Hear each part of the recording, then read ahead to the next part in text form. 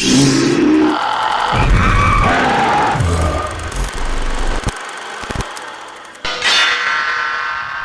दोस्तों, मैं हूं विशाल और आप देख रहे हैं मेरा चैनल फिल्मी हॉरर।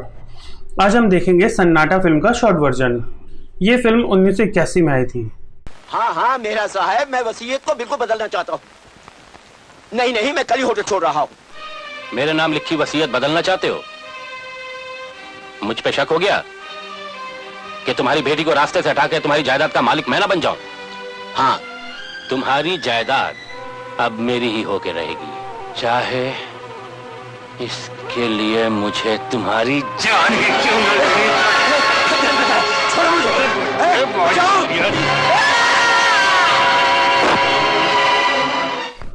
त्रिलोक कपूर ने रामसे के साथ काफ़ी फिल्में की हैं। सबसे पहले वो रामसे की दरवाज़ा फिल्म में आए थे। उसके बाद सबूत, सन्नाटा, पुराना मंदिर, तहखाना और रामसे के साथ उनकी आखिरी फिल्म थी महल। ओहो, इतना गुस्सा? और कहीं तो टाइम पर पहुंचते नहीं हो। कम से कम मुझे टाइम देके तो टाइम पे पहुंच जाया करो। सपना हद से बढ़ गई है। घर से भी गायब रहती है, कॉलेज से भी, और सारा दिन विनोद के साथ घूमती रहती है। मैं मेहरा साहब की चाल को अच्छी तरह समझती हूँ। वो अपने बेटे के जरिए लड़की को फांसना चाहते हैं। फिलहाल तो डार्लिंग इस जायदाद का मालिक मैं हूँ, और मेरे बाद कोई बनेगा तो सिर्फ तुम। इस एक्ट्रेस को पहचाना आपने? यह है शोभना, जो रामसे की 2 गज जमीन के नीचे फिल्म में थी। फिल्म में भी इनका नाम शोभना ही है। शोभना ने ज़्यादा फिल्में नहीं की, या हो सकता है उन्हें ज़्यादा फिल्में मिली नहीं। इन्होंने सिर्फ इन्हीं 2 हिंदी फिल्मों में काम किया है। इसके अलावा 2 तेलुगु फिल्म में भी काम किया है। इन 4 फिल्मों के अलावा अगर कोई फिल्म इन्होंने की होगी तो उसका रिकॉर्ड नहीं मिला। तुम दोनों विनोद के जरिए सपना को फांसना चाहते हो। मैं भी तुम्हारी तरह स्वर्गीय गिरधारी लाल का दोस्त था, सॉलिसिटर था। चाहता तो वसीयत में खुद को ट्रस्टी बनवा सकता था। आइंदा तुम्हारा बेटा उससे मिलने की कोशिश ना करे। Hello uncle. कल से तुम हॉस्टल में रहोगी। आपने बुलाया सर? तुम्हारे नाना जी तुमसे मिलना चाहते हैं। मैं कितना उदास हूँ। लेकिन आप हैं कौन? तुम्हारा विनोद। विनोद। विनोद? नाना का नाम विनोद नहीं हो सकता। हो सकता है। शुक्र है आपकी सूरत तो देखने को मिली नाना जी। ये रही आज की पोस्ट। सेठ धनपत राय, तुम सेठ गिरधारी लाल की प्रॉपर्टी भी हजम करना चाहते हो, और ये राज सिर्फ मैं जानता हूँ। हेलो, आपको खत और तस्वीरें भेजने में कुछ देर हो गई। कौन हो तुम? मैं माइकल डिसूजा। मेरे पास सपना के पिता सेठ गिरधारी लाल के खून की तस्वीरें भी मौजूद हैं। मैंने आपके नाम बॉम्बे में होटल किंग्स में कमरा नंबर 406 बुक कर लिया है। आप मेरा वहाँ इंतजार कीजिए। बहुत परेशान हैं आप? मुझे अभी बॉम्बे जाना होगा। भागाई हॉस्टल से? जी हाँ, मैं अभी सूरजगढ़ जाऊंगी और उनसे कह दूंगी कि मैं हॉस्टल में एक पल भी नहीं रह सकती। सारिका ने रामसे के साथ 2 फिल्में की थी। इस फिल्म के अलावा दहशत। दोनों फिल्में 1981 में आई थी। इनका पूरा नाम सारिका ठाकुर है और ये महाराष्ट्रियन राजपूत फैमिली से हैं।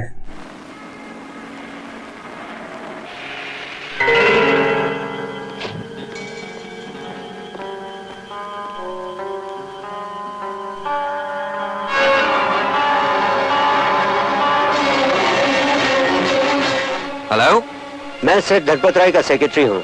वो आजकल बॉम्बे में है। उन्होंने आपको फौरन होटल किंग्स इंटरनेशनल में बुलाया है। सेठ धनपत राय जी कौन से कमरे में ठहरे हुए? सेठ धनपत राय वो तो चले गए।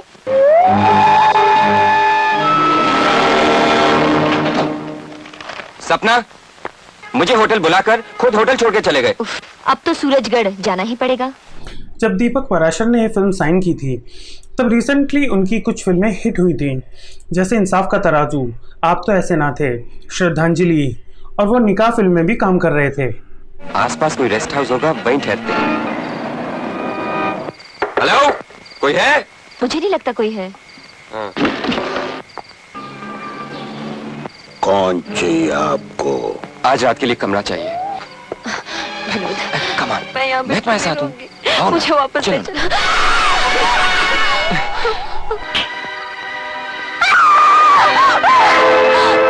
वहाँ क्या है? क्या है? यहाँ तो कुछ भी नहीं। हाँ? ख्यालों में।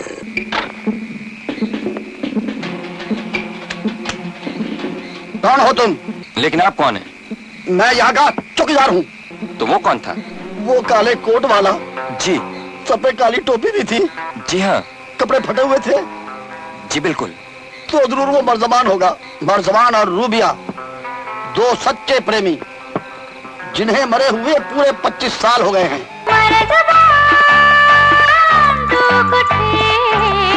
अब रूबिया निकले।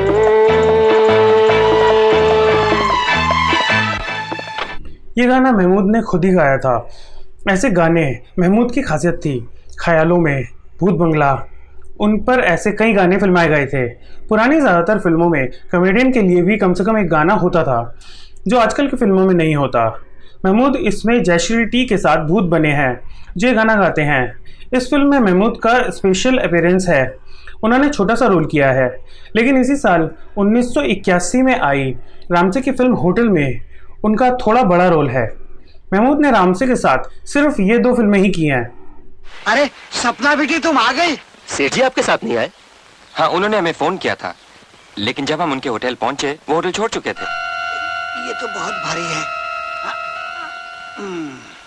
तुम्हारे अंकल को तुम्हारा विनोद से इस तरह मिलना जुलना बिल्कुल पसंद नहीं। इसी बात का फैसला करने में यहाँ आई हूँ। अरे सपना, तुम्हारा बैग तो यहीं रह गया। ये तो मेरा बैग नहीं है। ये बैग आपका है? नहीं तो शंकर, ये बैग किसका है? ये तो आपके कार के डिक्की में से निकाला। बहुत भारी है, 3 आदमियों ने मिल के उठाया। लेकिन मेरी कार की डिग्गी तो खाली थी।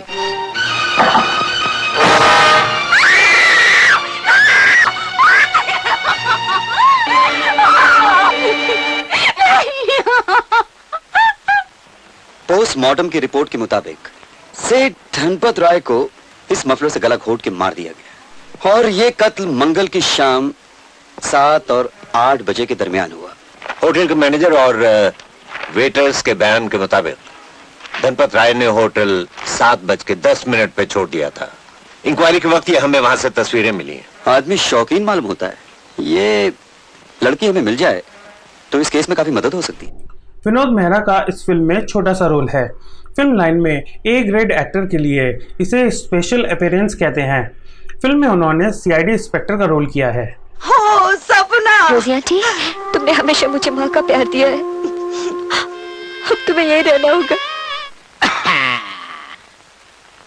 6 बॉइल्ड भेंदे, 4 भेंदे का ऑमलेट, मक्खन, फ्रूट, 1 ग्लास दूध, खुल्लम खुल्ला नमक हरामी। ये मेरी रोजी के लिए ले जा रहा हूँ। मेरा काम तुम क्यों कर रहे हो? मैं अपना काम कर रहा हूँ। मिस रोजी, तुम्हारा ब्रोकन फास्ट। व्हाट? नाश्ता नाश्ता। तुम तो सब किचन उठा कर लाया।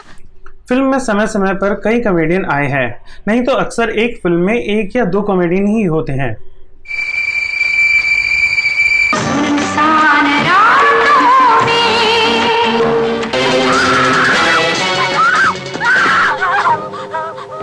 शोभना जी, क्या हुआ? उसने मुझे मारने की कोशिश की, वो मुझे मार डालेगा। ये लड़की जब भी गाना गाती है वो जरूर आता है।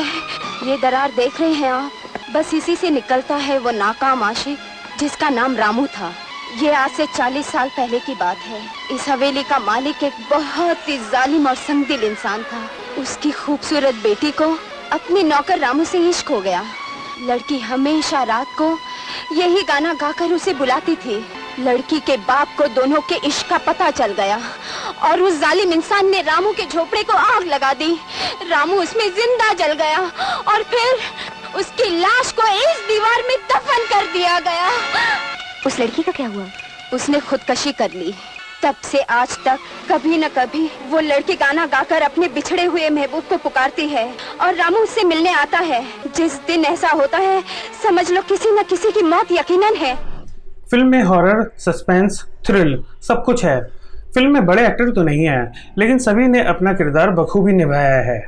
उस लड़के का कुछ पता चला? वो एक बहुत ही मशहूर कैबरे डांसर है, मिस किमी। इसी किमी की वजह से तुम्हारे अंकल सेठ धनपत राय का खून हुआ। आज से 3 बरस पहले जिस होटल की 7वीं मंजिल से तुम्हारे डैडी को गिराकर मार दिया गया, उस रात मिस किमी भी उसी होटल में थी। much I love you, know how much I care for you. हम भी है दीवाने तेरे। दीवाने आ दिल में मेरे। ये उदित नारायण और अलका याग्निक की फिल्मी कैरियर के शुरुआती दौर की फिल्म है। इस गाने के अलावा एक और गाना सुन जाने जा भी उदित नारायण और अलका याग्निक ने गाया है, जो इन दोनों का पहला डुएट सॉन्ग है।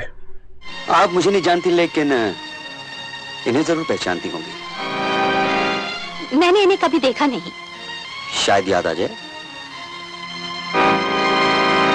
मैं एक मशहूर कैबरे डांसर हूँ। ऐसी तस्वीरें ना जाने कितने लोगों के साथ खिंचवा चुकी हूँ।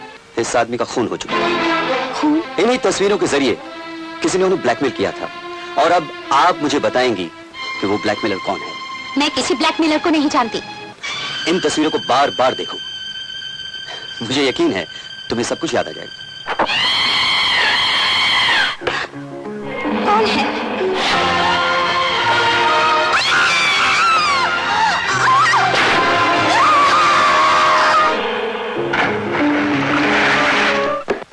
मिस किमी,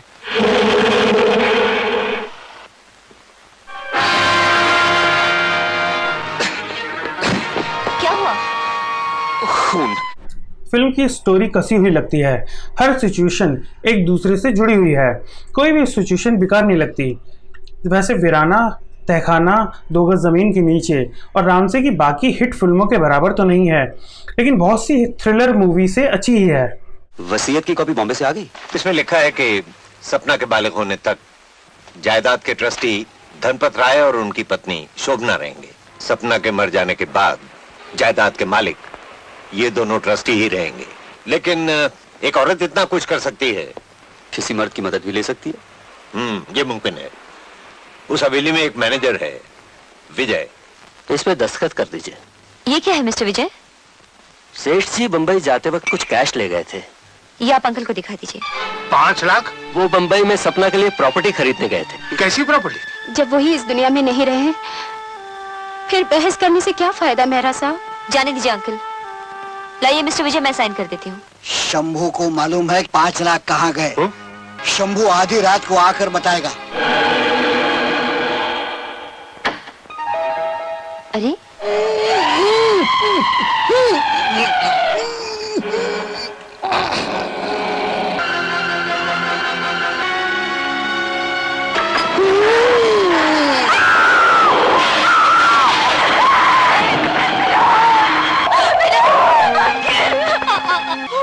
शंभू, मर गया। यहाँ तो कुछ भी नहीं। मैंने अपनी आंखों से देखा, वो यही मेरे सामने मरा है। ओह God, Shambhu!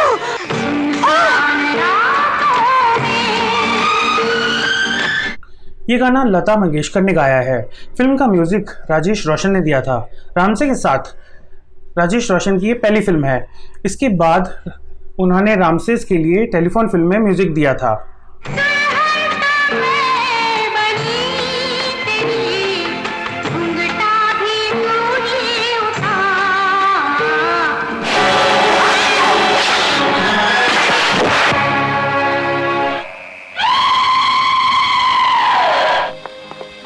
Oh no, Shambhu का वाकई खून हो गया। मैं यकीन से कह सकता हूँ कि इन तीनों मर्डर्स का ताल्लुक जरूर इस हवेली से है। जी। इसलिए कि ये तीनों खून एक ही इंसान ने किए।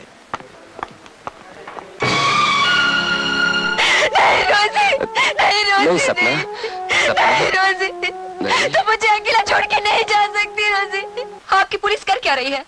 कातिल के बारे में जो भी क्लू हाथ आया, कातिल ने उसे खत्म कर दिया। मैं पूरे यकीन के साथ कह सकता हूँ कि ये चारों कत्ल एक ही आदमी ने किए हैं, और ये चारों कातिल के बारे में कुछ न कुछ जरूर जानते थे। पुलिस कातिल को गिरफ्तार नहीं कर सकती, क्योंकि वो एक तड़पती हुई बेचैन रूह है।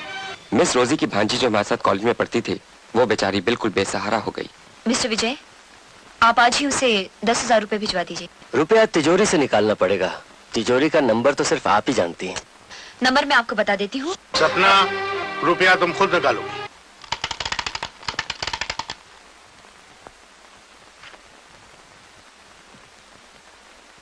आज ही पहुंचा दीजिए। चाहो तो मुझे दे दो, मैं पहुंचा दूंगा। आप? हाँ बेटी, मैं बॉम्बे जा रहा हूँ। ठीक है अंकल, आप ही ले जाइए। विजय बाबू। सन्नाटा नाम से ही 2003 में तलक जानी की एक फिल्म बनने वाली थी। ये फिल्म निकोल किडमन की द अदर्स फिल्म की रीमेक होती, लेकिन जब तलक जानी को पता लगा कि इस स्टोरी पर 2 और फिल्में बन रही हैं तो उन्होंने फिल्म बंद कर दी।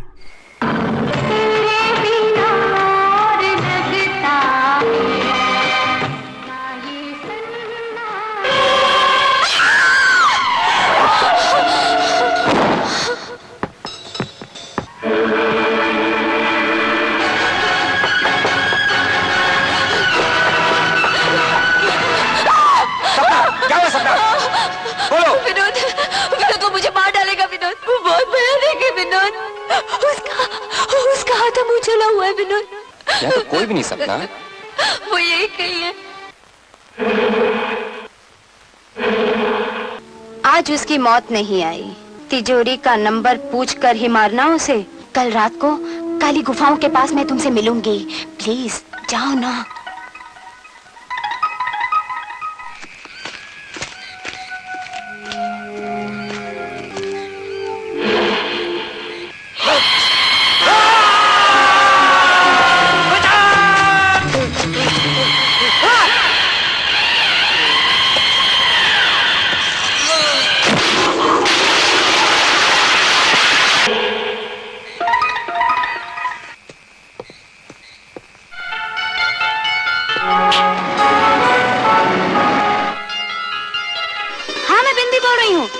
क्या बात है, सूरजगढ़ इतना पसंद आ गया कि वापस आने का नाम ही नहीं। अरे बाबा नाराज क्यों होती हो? मैं ओहो, फिर वही ड्यूटी फर्ज।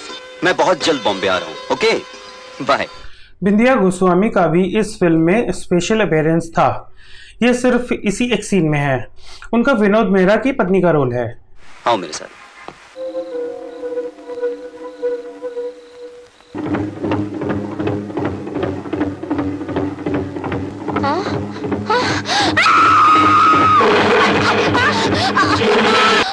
बताओ तिजोरी का नंबर क्या है? 2 11 5। छोड़ दो मुझे।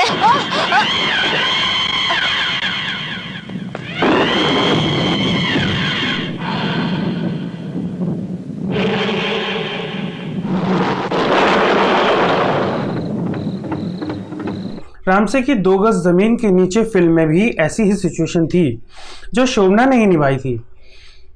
जायदाद हड़पने के चक्कर में मार के लाश को घसीट के ले जाया जाता है। संभल के जाना। हाँ,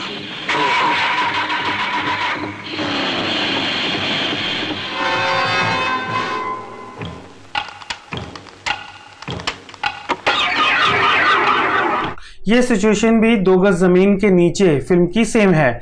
खून करने के बाद जब तिजोरी खोली जाती है तो खाली मिलती है।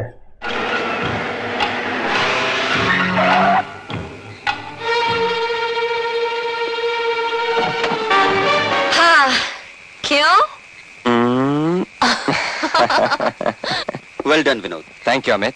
अब असली मुजरिम अपना नकली चेहरा उस जगह नहीं पाकर बहुत परेशान होगा।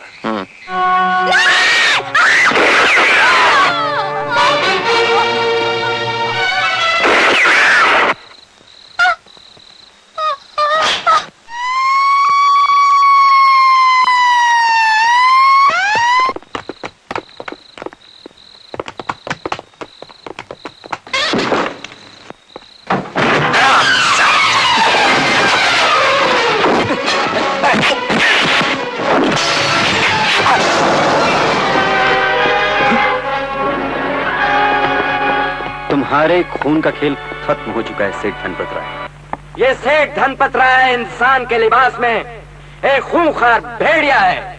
ये धनपत राय नहीं, मिस्टर माइकल डिसूजा है।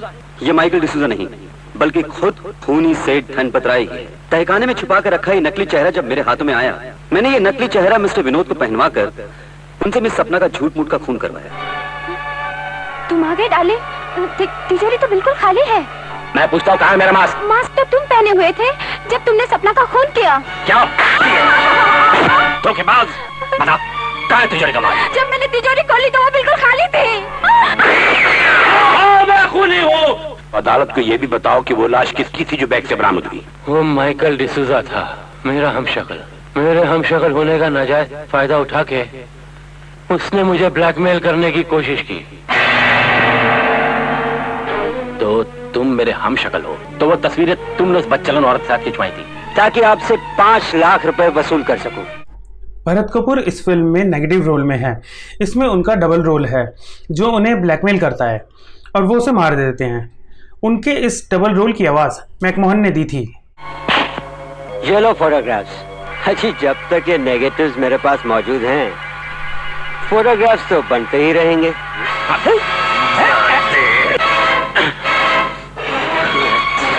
और फिर माइकल का खून करने के बाद मैंने उसकी लाश को अपने कपड़े पहना दिए और फिर उस लाश को तुमने एक बैग में बंद कर मिस्टर विनोद की डिक्की में डाल दिया ताकि तुम अपने आप को मरा हुआ साबित कर सको और तुम्हारे लिए हर नया खून करना और भी आसान हो जाए। ये अदालत जेर दफा 302 ताज़ीरात हिंद तुम्हें सजाए मौत का हुक्म देती है।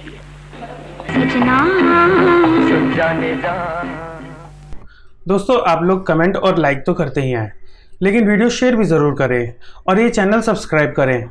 आगे मैं और एक्साइटिंग वीडियोस लाने वाला हूँ, तो मिलते हैं अगली वीडियो के साथ। Bye and take care. हमारा चैनल फिल्मी हॉरर सब्सक्राइब करें और बेल आइकॉन को ऑल पर क्लिक करें।